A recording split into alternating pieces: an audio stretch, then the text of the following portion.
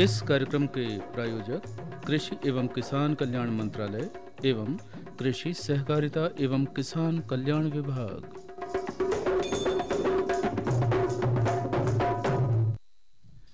कार्यक्रम किसान वाणी सुन रहे हमारे तमाम श्रोता भाइयों बहनों को शैलेंद्र भैया और प्रतिभा बहन की राम राम। भैया कितनी सच्ची बात है ना कि तन खुश तो मन खुश और मन खुश तो तन खुश। देखा जाए तो तन और मन दोनों एक दूसरे के परिपूरक हैं। जब मन खुश नहीं रहता है तो हमारा तन भी ढीला पड़ जाता है, और ठीक वैसे ही जब तन यानी शरीर स्वस्थ ना हो तो किसी काम को करने में मन नहीं लगता है, जी नहीं चलता है। कहने का मतलब ये है कि तन और मन दोनों का ही स्वस्थ रहना बहुत जरूरी है। बिल्कुल ठीक कहा शैलेंद्र भैया आपने कि मनुष्य जीवन में तन और मन मिलजुल कर ही खुशियां पाते हैं और बांटते हैं। जहाँ तक तन यानी शरीर की बात हम कर रहे हैं तो जन्म के प्रारंभ से ही किसी न किसी प्रकार की बीमारी, रोग, व्याधियां होती ही रहती है। उम्र बढ़ने के साथ साथ छोटी मोटी तकलीफों के साथ कुछ गंभीर समस्याएं भी पैदा होने लगती हैं। बिल्कुल भैया, ये तो रही शरीर की बात, और ठीक वैसे ही मन के साथ है। बचपन से ही हम देखते हैं कि छोटी छोटी बातों को लेकर मन खट्टा हो जाता है, मन को चोट लगती है, मन आहत हो जाता है। एक बार तो शरीर में होने वाली बीमारियां या कहे कि तन की चोट को दवाइयों से ठीक किया जा सकता है, पर भैया मन की चोट तो बहुत गहरी लगती है। हाँ, और ये बहुत समय लेकर बहुत जतन से ही ठीक होती है। बिल्कुल। जैसे हम शरीर को ठीक रखने में, उनको मौसमी बीमारियों से बचाने के लिए, सेहत का ध्यान रखने के लिए अच्छा वातावरण और अच्छा खान पान रखते हैं, ठीक वैसे ही भैया हमको ये ध्यान रखना चाहिए कि हमारी किसी बात से या हमारे व्यवहार से किसी के मन को कोई ठेस ना पहुँचे। बिल्कुल, आपने बात तो सही कही। आपके अच्छे खान पान की बात कही तो अच्छा खान पान तो भैया अच्छी ताज़ी सब्जियां और बिना अत्यधिक कीटनाशकों और रासायनिक खादों वाले अनाज से ही संभव है। पर आजकल तो जहरीले रसायन युक्त कीटनाशकों का प्रयोग धड़ल्ले से हो रहा है, जिससे अच्छी फसल, मिट्टी और पर्यावरण सभी को नुकसान पहुंच रहा है, जिससे कैंसर जैसी घातक बीमारियां होने का खतरा बढ़ जाता है। बिल्कुल, तो भैया आज की बात का विषय भी अत्यधिक खेती में कृषि रसायनों के बढ़ते दुष्प्रभाव पर ही केंद्रित है। साथ ही आज के मेहमान क्रम में डॉक्टर TR शर्मा, प्रधान वैज्ञानिक संचालनालय विस्तार सेवाएं, जवाहरलाल नेहरू कृषि विश्वविद्यालय जबलपुर की मृदा की गुणवत्ता बनाए रखने संबंधी वार्ता आप तक पहुंचाएंगे। और साथ ही लोकगीत और भजनों से करेंगे आपका मनोरंजन। तो चलिए कार्यक्रम किसानवाणी की शुरुआत करते हैं। आपको सुनवाते हैं एक सुंदर सा लोक भजन गोधन लाल श्रीवास और साथियों की आवाज में।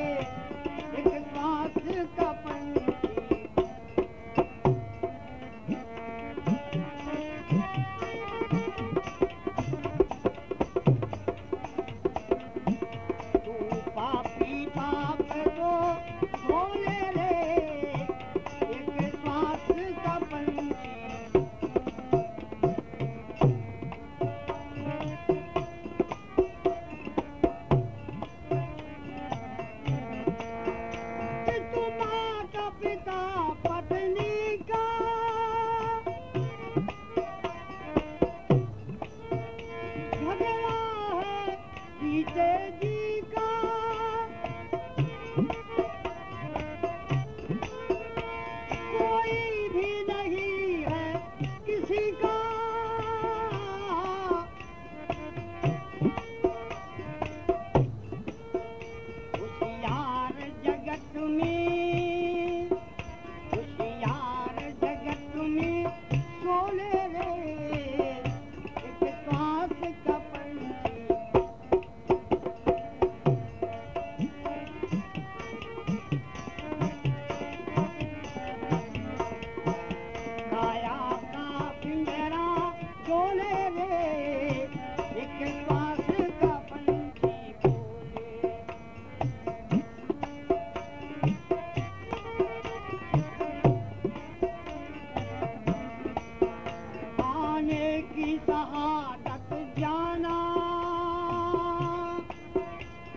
दुनिया है मुसाफिर खाना,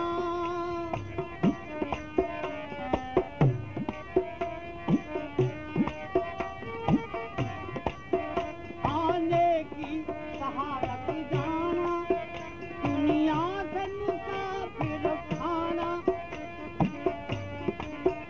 जाने से क्यों घबराना,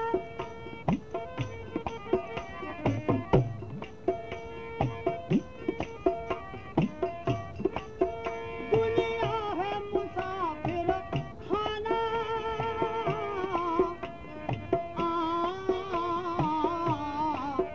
होशियार जगत में सोने रे, होशियार जगत में सोने रे, बात का पंछी बोले छाया का पिंजरा,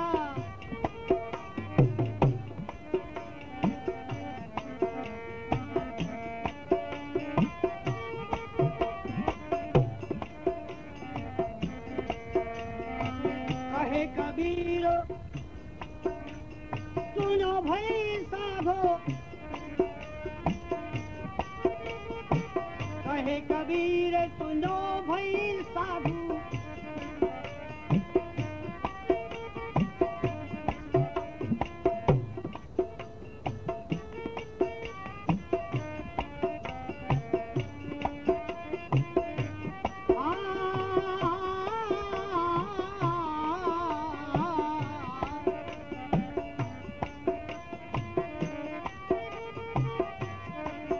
अरे अपने आप को, अपने आप को ढोले रे, एक साथ का पंछी बोले छाया का पिंजरा, ढोले रे एक साथ का पंछी। किसान भाइयों बहनों, अभी आपने ये गीत सुना और अब हम बात करने वाले हैं आधुनिक खेती में कृषि रसायनों के बढ़ते दुष्प्रभाव विषय पर। वर्तमान समय में लगातार बढ़ती जनसंख्या और सीमित भूमि के साथ ज़्यादा से ज़्यादा उत्पादन क्षमता बढ़ाने के लिए हम देख रहे हैं कि आजकल कृषि में रासायनिक खादों का ज़्यादा प्रयोग होने लगा है। बिल्कुल किसान भाइयों, कृषि में रासायनिक खादों का लगातार प्रयोग करने से हमारी मिट्टी, जल और वायु प्रदूषित हो रही है, जिससे एक तरफ हमारी फसलों पर इसका बुरा प्रभाव पड़ता है, वहीं दूसरी तरफ प्रत्यक्ष या अप्रत्यक्ष रूप से मानव स्वास्थ्य, पशु पक्षियों और जलीय जीवों के जीवन पर भी संकट उत्पन्न हो रहा है। हाँ, ठीक कहा शैलेंद्र भैया। विषाक्त रासायनों के लगातार प्रयोग से रोगजनक, फफूंद, जीवाणु, खरपतवार और कीड़ों में प्रतिरोधी क्षमता विकसित हो रही है और साथ ही लाभदायक सूक्ष्म जीव और कीटों की संख्या लगातार घट रही है।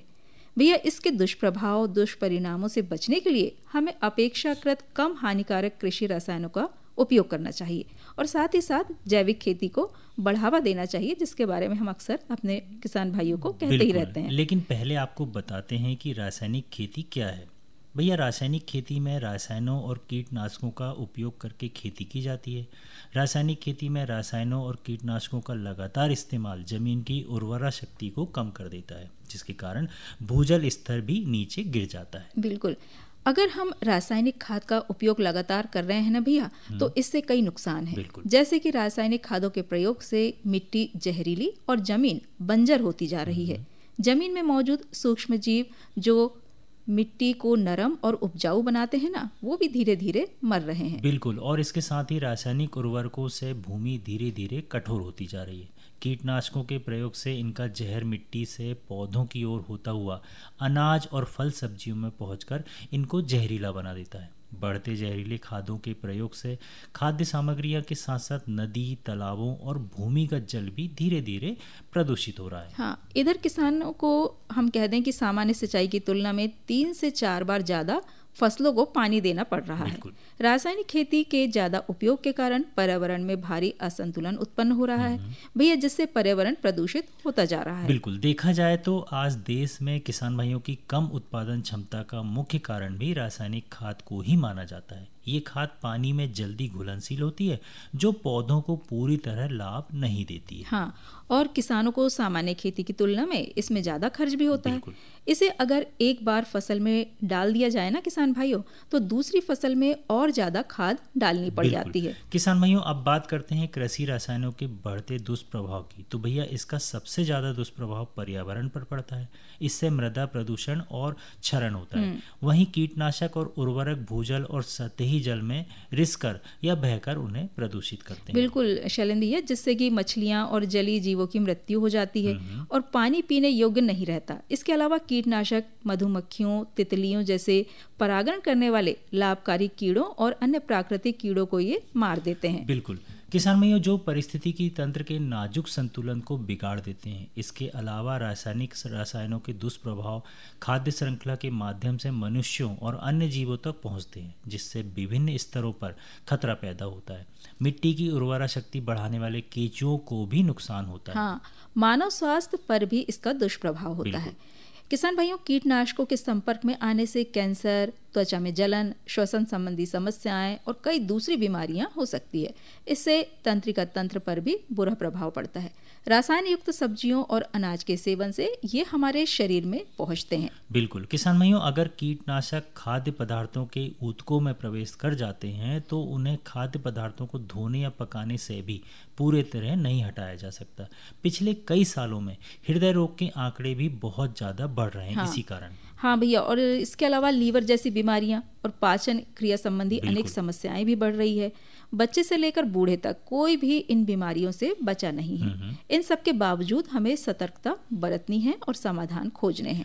बिल्कुल, रासायनिक उर्वरकों और कीटनाशकों पर निर्भरता कम करने के लिए जैविक खेती जैसी टिकाऊ कृषि पद्धतियों को अपनाना जरूरी है।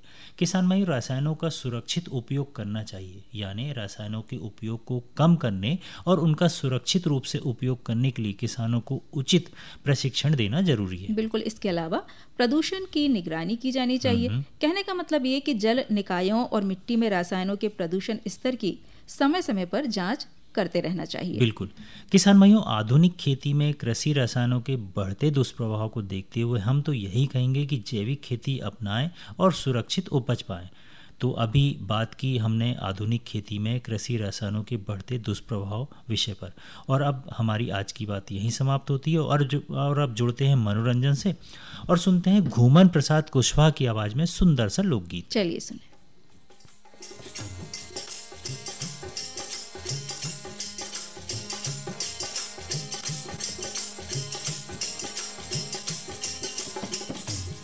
सब देवों ने बोला लई देवी शारदा हो माँ। सब देवों ने बोला लई देवी शारदा हो माँ। सब देवताओं ने बोला लई देवी शारदा हो माँ। सब देवताओं ने बोला लई देवी शारदा हो माँ। सब देवताओं ने बोला लई देवी शारदा हो माँ।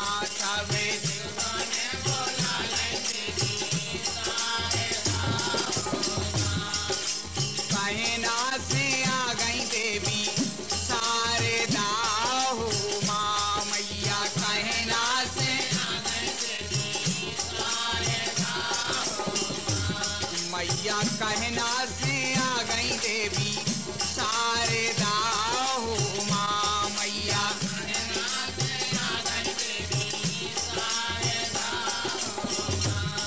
अरे कहना से आ गए हरे दौले बोला लई देवी शारदा हो माँ। अरे कहना से आ गए हरे दौले बोला लई देवी शारदा हो माँ।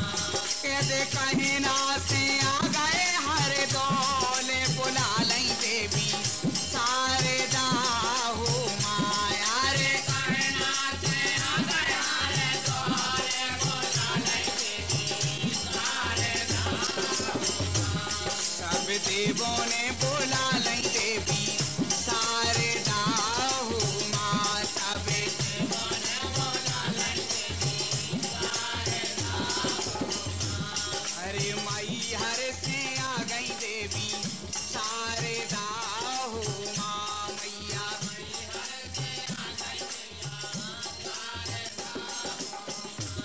मैया मैहर से आ गई देवी शारदा हो माँ मैया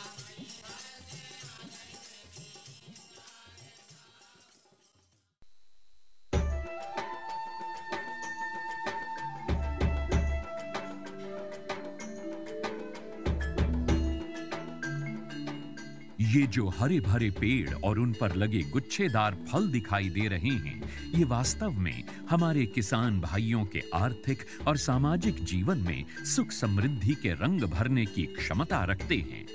ऑयल पाम की खेती से किसान सामान्य फसलों की तुलना में कम लागत एवं मेहनत से अधिक आय प्राप्त कर सकते हैं।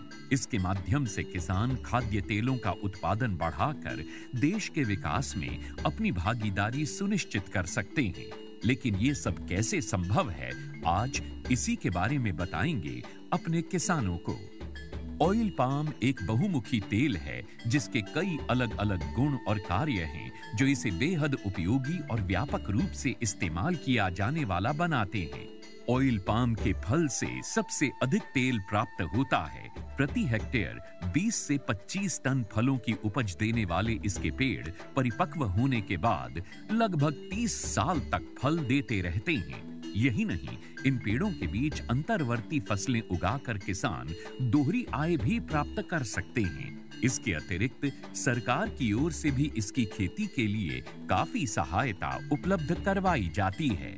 भारत सरकार की ओर से 2021-22 में खाद्य तेलों पर राष्ट्रीय खाद्य तेल मिशन, तेल palm national mission on edible oils, oil palm NMEO-OP की शुरुआत की गई।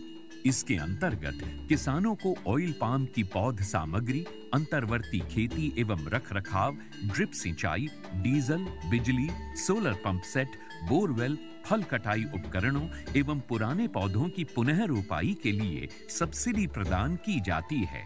इस मिशन के अंतर्गत किसानों को 1 से 5 लाख तक की राशि प्रति हेक्टेयर की वित्तीय सहायता उपलब्ध कराई जाती है। सरकार द्वारा ऑयल पाम की पौध सामग्री के लिए 20 से 29 हज़ार रुपये प्रति हेक्टेयर की सहायता मिलती है।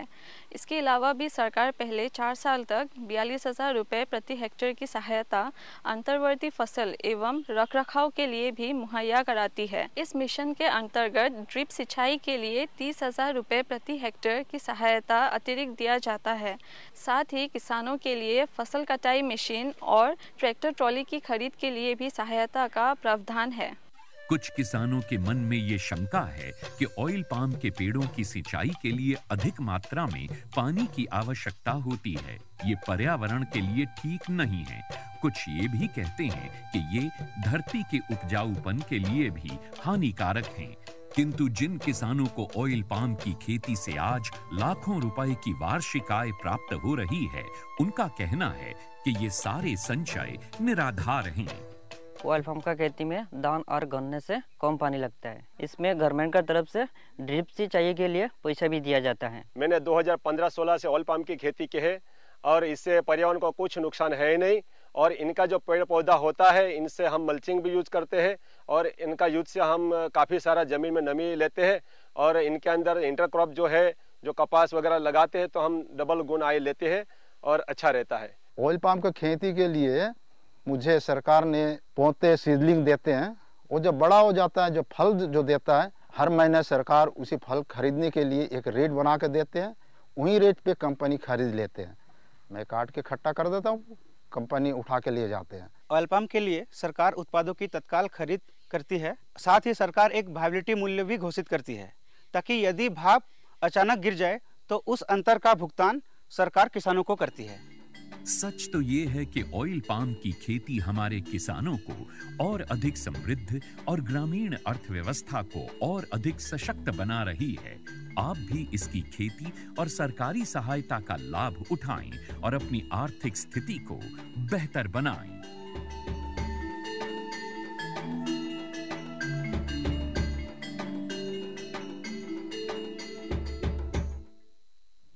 संदेश के बाद चलिए अब हम जुड़ रहे हैं हमारे आज के मेहमान क्रम से।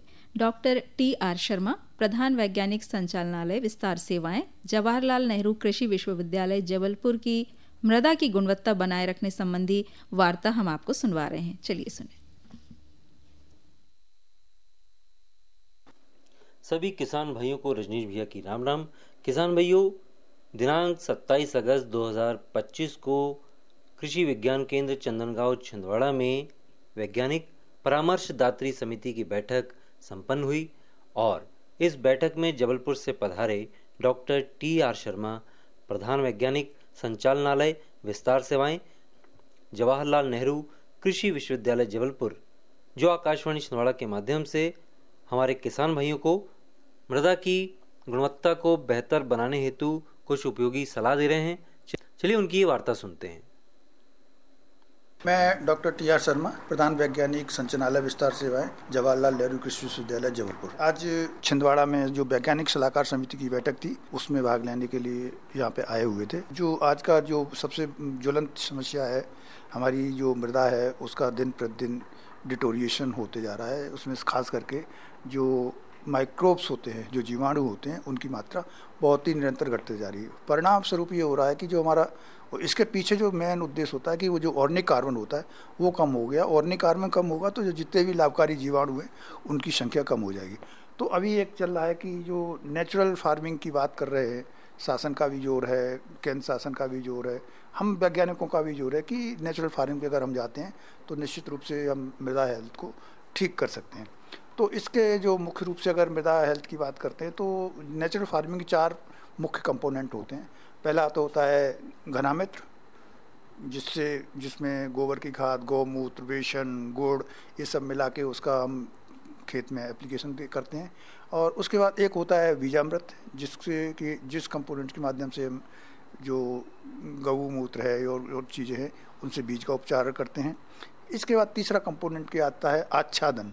आच्छादन का मतलब जो हम इसको करते हैं, मल्चिंग जिसको बोलते हैं ना, वो आच्छादन करना है हमको जैविक पदार्थों से, चाहे धान का प्यारा हो या किसी भी क्रॉप का हो, पत्तियां हो, जो भी हो, उससे फसल का आच्छादन करना है ताकि वो जो ज़मीन में जो नीचे का जो मॉइस्चर है वो रिटेन हो सके, खरपतवार ज़्यादा न हो गए, और आच्छादन के बाद जो मटेरियल डाला है वो सड़के खेत में ही मिल जाए, जिससे कि ऑर्गेनिक मटेरियल की उसमें वृद्धि हो सके।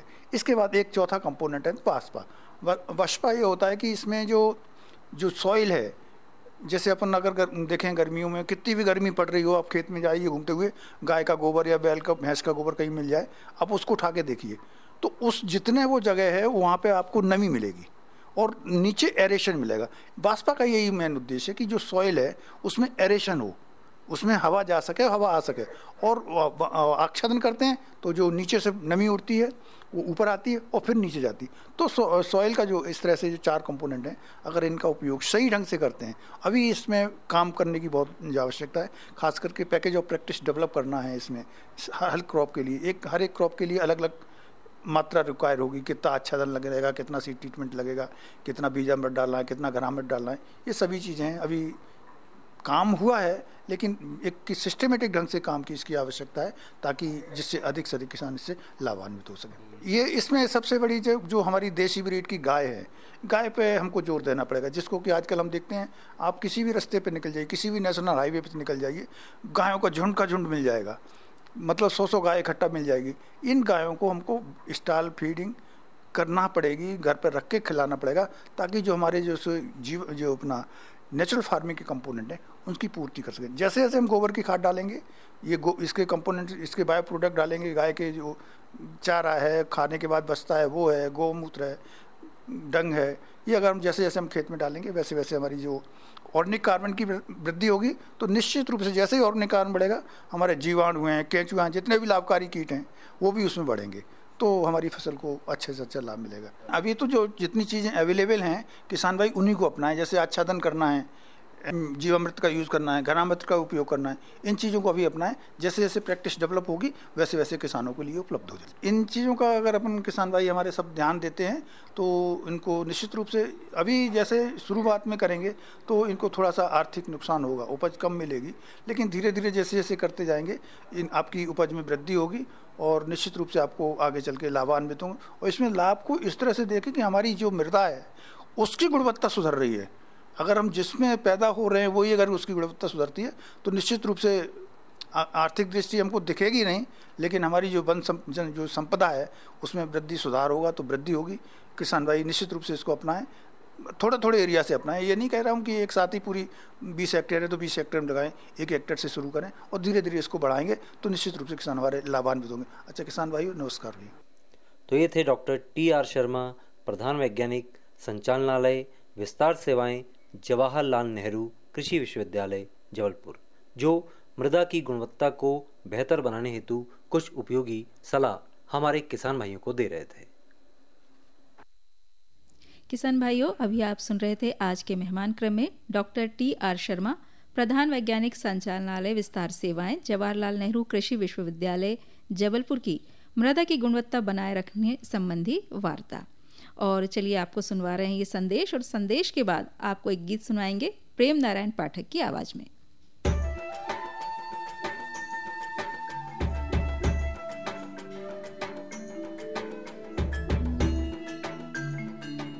मैंने 2015-16 से ऑयल पाम की खेती की है और इससे पर्यावरण को कुछ नुकसान है ही नहीं। और इनका जो पेड़ पौधा होता है इनसे हम मल्चिंग भी यूज करते हैं और इनका यूज से हम काफ़ी सारा ज़मीन में नमी लेते हैं। और इनके अंदर इंटरक्रॉप जो है, जो कपास वगैरह लगाते हैं तो हम डबल गुण आय लेते हैं और अच्छा रहता है।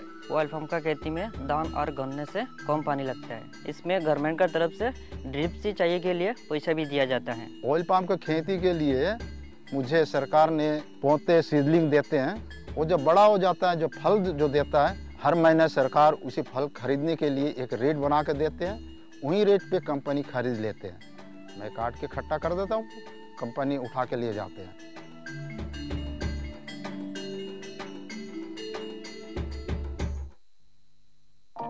किसानों की आमदनी में वृद्धि और उनके जीवन में खुशहाली, यही है संकल्प जिसे साकार करने के लिए मिशन मोड में कार्य कर रही है भारत सरकार। इसी दिशा में एक ठोस कदम है ई समृद्धि पोर्टल, जिसे नेफेड ने बनाया है। इस पोर्टल का उद्देश्य पंजीकृत किसानों के लिए फसल की खरीद और पैसे के भुगतान की संपूर्ण प्रक्रिया को सरल और पारदर्शी बनाना है। पोर्टल पर पंजीकरण की प्रक्रिया बेहद आसान है। किसान अपने मोबाइल या कंप्यूटर से ई समृद्धि वेबसाइट या ऐप पर जाकर पंजीकरण कर सकते हैं। पैक्स और एफपीओ के माध्यम से भी पंजीकरण किया जा सकता है। ई समृद्धि पोर्टल पर फार्मर रजिस्ट्रेशन पर क्लिक करें और अपने विवरण और आधार नंबर के साथ पोर्टल पर रजिस्टर करें।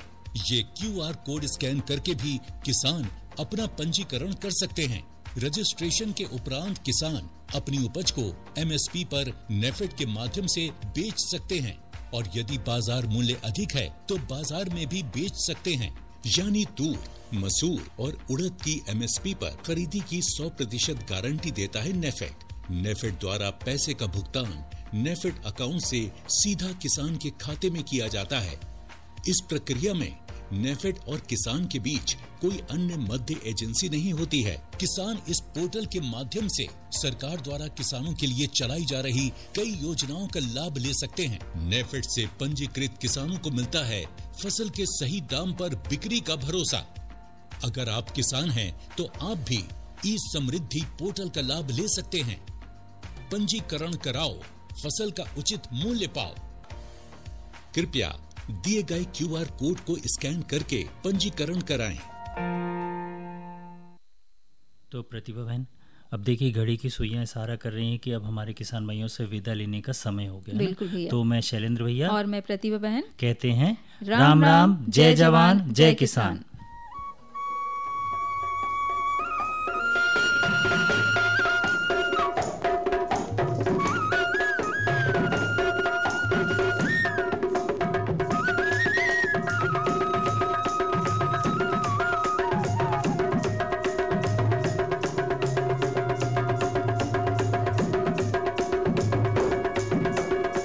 इस कार्यक्रम के प्रायोजक कृषि एवं किसान कल्याण मंत्रालय एवं कृषि सहकारिता एवं किसान कल्याण विभाग।